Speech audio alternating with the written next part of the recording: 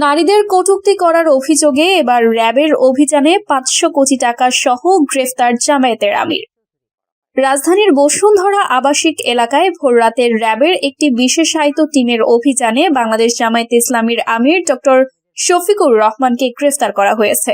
অভিযানকালে তার বাসভবন থেকে নগদ ৫০০ কোটি টাকারও বেশি অর্থ, বিদেশি মুদ্রা, স্বর্ণালংকার এবং বিপুল পরিমাণে অস্ত্র, গোলা বারুদ উদ্ধার করা হয়েছে বলে র্যাবের পক্ষ থেকে দাবি করা হয়েছে। এই গ্রেফতারের পেছনে মূল অভিযোগ, গত ৩১ জানুয়ারি তার অফিসিয়াল এক্স অ্যাকাউন্ট থেকে কর্মজীবী নারীদের উদ্দেশ্য করে চরম অবমাননাকর ও কটূক্তিপূর্ণ পোস্ট করা। পোস্টে নারীদের কর্মক্ষেত্রে অংশগ্রহণকে আধুনিক যুগের পতিতাবৃত্তি হিসেবে উল্লেখ করে সমাজের একাংশে ব্যাপক ক্ষোভের সৃষ্টি হয়। জামায়াতের পক্ষ থেকে দাবি করা হয়েছিল যে অ্যাকাউন্টটি হ্যাক করা হয়েছিল এবং পোস্টগুলো ভুয়া, কিন্তু র্যাবের তদন্তে উঠে এসেছে ভিন্ন চিত্র। এগুলো ছিল পরিকল্পিতভাবে ছড়ানো ঘৃণামূলক বক্তব্য, যা দলের অভ্যন্তরীণ নারী বিদ্বেষী মতাদর্শের প্রতিফলন। র্যাবের মহাপরিচালক এক সংক্ষিপ্ত প্রেস ব্রিফিংয়ে বলেন, আমরা গোয়েন্দা তথ্যের ভিত্তিতে অভিযান চালাই। অভিযানে ডক্টর শফিকুর রহমানকে তার বাসার বেসমেন্ট থেকে আটক করা হয়। সেখান থেকে ৫০০ কোটি ১২ লাখ টাকার নগদ অর্থ, ৮০ কোটি টাকার সমপরিমাণ বিদেশি মুদ্রা, ১৫ কেজি স্বর্ণ এবং বিভিন্ন দেশি বিদেশি অস্ত্র উদ্ধার হয়েছে। এছাড়া তার ল্যাপটপ ও মোবাইল ফোন থেকে হাজার হাজার ঘৃণামূলক পোস্টের ড্রাফট, নারী নেত্রীদের বিরুদ্ধে পরিকল্পিত অপপ্রচারের প্রমাণ এবং বিদেশি ফান্ডিং এর লেনদেনের রেকর্ড পাওয়া গেছে।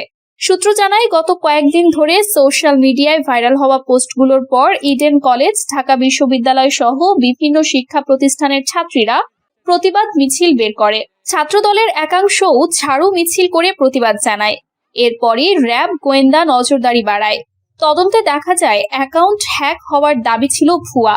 পোস্টগুলো আমিরের নিজের ডিভাইস থেকেই করা হয়েছে। এমনকি হ্যাকের পর অ্যাকাউন্ট রিকভারির সময় লাগেনি মাত্র ৪৫ মিনিট, যা সাধারণত অসম্ভব। ডক্টর শফিকুর রহমানকে গ্রেফতারের পর তার বিরুদ্ধে ডিজিটাল নিরাপত্তা আইন, নারী ও শিশু নির্যাতন দমন আইন, মানহানি এবং অর্থ পাচার আইনে মামলা দায়ের করা হয়েছে। র্যাব আরও জানায়, উদ্ধারকৃত অর্থের একটি বড় অংশ বিদেশি সংস্থা থেকে আসা বলে প্রাথমিক প্রমাণ পাওয়া গেছে, যা দলের নির্বাচনী প্রচারণা ও অন্যান্য কার্যক্রমে ব্যবহার করা হচ্ছিল। জামায়াতে ইসলামের পক্ষ থেকে এখনো কোনো আনুষ্ঠানিক প্রতিক্রিয়া আসেনি। তবে দলের একজন সিনিয়র নেতা নাম প্রকাশ না করার শর্তে বলেন, এটা পুরোপুরি রাজনৈতিক প্রতিহিংসা। আমাদের আমিরকে ফাঁসানোর চক্রান্ত চলছে। আমরা আইনি লড়াই করব।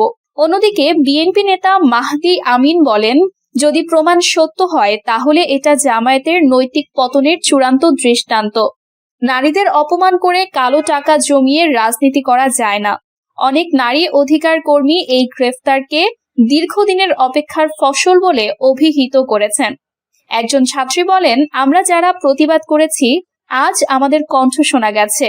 এটা শুধু একজনের গ্রেফতার নয়, সমাজের একটা অংশের পরাজয়। র্যাব জানিয়েছে, ডক্টর শফিকুর রহমানকে প্রাথমিক জিজ্ঞাসাবাদের জন্য র্যাব সদর দপ্তরে নেওয়া হয়েছে। তার বিরুদ্ধে আরও অভিযোগের তদন্ত চলছে। এই ঘটনা দেশের রাজনৈতিক অঙ্গনে নতুন করে তোলপাড় সৃষ্টি করেছে, বিশেষ করে আসন্ন নির্বাচনের প্রাককালে। ডক্টর শফিকুর রহমানের গ্রেফতার ও ৫০০ কোটি টাকার উদ্ধার দেশের রাজনীতিতে এক ঝড় তুলেছে। নারীদের প্রতি কটূক্তি থেকে শুরু করে অর্থ পাচার, অস্ত্র ও বিদেশি ফান্ডিং, সবকিছু মিলে জামায়াতের আমিরের বিরুদ্ধে গড়ে উঠেছে অভূতপূর্ব অভিযোগের পাহাড়। র্যাবের এই অভিযান শুধু একজন ব্যক্তির পতন নয়, বরং দীর্ঘদিন ধরে লুকিয়ে থাকা ঘৃণা, ব্যবসা ও কালো টাকার নেটওয়ার্কের উন্মোচন। জামায়াত আমিরের নারী বিদ্বেষী পোস্টের ৯ ঘন্টা পর আইডি হ্যাকের দাবি কতটা যৌক্তিক? প্রশ্ন বিএনপির। বিএনপির নির্বাচন পরিচালনা কমিটির মুখপাত্র মাহদি আমিন বলেছেন, জামায়াতে ইসলামের আমিরের এক্সে পোস্ট দেওয়া এবং অ্যাকাউন্ট হ্যাক হয়ে যাওয়া দাবি করা নিয়ে সঙ্গত কারণেই প্রশ্ন ওঠে। নারী বিদ্বেষী পোস্টের প্রায় ৯ ঘন্টা পর সমালোচনার মুখে দিবাগত রাত ১টার দিকে আইডি হ্যাকের দাবি কতটা যৌক্তিক? আজ দুপুরে রাজধানীর গুলশানে বিএনপির নির্বাচন পরিচালনা কমিটির কার্যালয়ে এক সংবাদ সম্মেলনে মাহদি আমিন কথা বলেন। বিএনপির চেয়ারম্যানের উপদেষ্টা মাহদি আমিন বলেন, আমরা সবাই জানি কোনো গুরুত্বপূর্ণ বা ভেরিফাইড অ্যাকাউন্ট হ্যাক হলে প্রথম ও প্রধান দায়িত্ব হলো দ্রুততম সময়ে জনগণকে অবহিত করা, যাতে বিভ্রান্তি না ছড়ায় এবং সবাই সতর্ক থাকতে পারে। কিন্তু এখানে দেখা গেল জনগণের মধ্যে ক্ষোভ ছড়িয়ে পড়ার পর হঠাৎ করে হ্যাকের দাবি তোলা হয়েছে। এতে স্বাভাবিকভাবেই প্রশ্ন ওঠে, এই দাবি কতটা গ্রহণযোগ্য। এমনকি উক্ত সময়ের মধ্যে জামায়াত আমিরের ফেসবুক অ্যাকাউন্টে অনেক পোস্ট করা হয়েছে, যার মধ্যে আমরা তার এক্স অ্যাকাউন্ট হ্যাক হওয়ার কোনো পোস্ট দেখতে পাইনি। মাহদি আমিন আরো বলেন, পরবর্তী সময়ে আমরা লক্ষ্য করি তারা গভীর রাতে তথা রাত ৩:৩০ হাতিরঝিল থানায় একটি সাধারণ ডায়েরি করতে গিয়েছেন।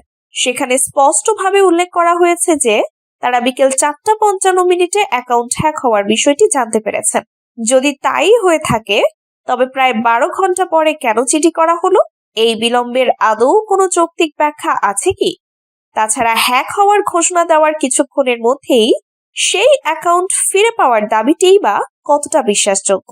গণ অধিকার ছাড়লেন নোমান, যোগ দিচ্ছেন জামায়াতে। হবিগঞ্জে গণ অধিকার পরিষদে কেন্দ্রীয় উচ্চতর সদস্য ও জেলা সভাপতি চৌধুরী আশরাফুল বারী নোমান পদত্যাগ করে জামায়াতে ইসলামীতে যোগ দেওয়ার ঘোষণা দিয়েছেন।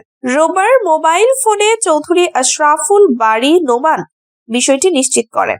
এর আগে শনিবার রাতে গণ অধিকার পরিষদের কেন্দ্রীয় সভাপতির কাছে পদত্যাগপত্র জমা দেন তিনি। চৌধুরী আশরাফুল বারী নোমান ত্রয়োদশ জাতীয় সংসদ নির্বাচনে হবিগঞ্জ ৩ আসনে গণ অধিকার পরিষদের মনোনয়ন পেয়েছিলেন। তবে জোটগত সিদ্ধান্তের কারণে তিনি মনোনয়নপত্র প্রত্যাহার করেন।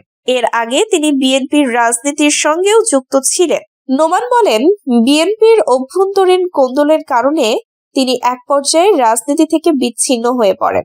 পরে গণ অধিকার পরিষদ প্রতিষ্ঠার সঙ্গে যুক্ত হলেও সেখানে হতাশ হয়ে জামায়াতে ইসলামীতে যোগ দেওয়ার সিদ্ধান্ত নেন। তিনি জানান, জামায়াতের কেন্দ্রীয় নেতাদের সঙ্গে তার নিয়মিত যোগাযোগ রয়েছে।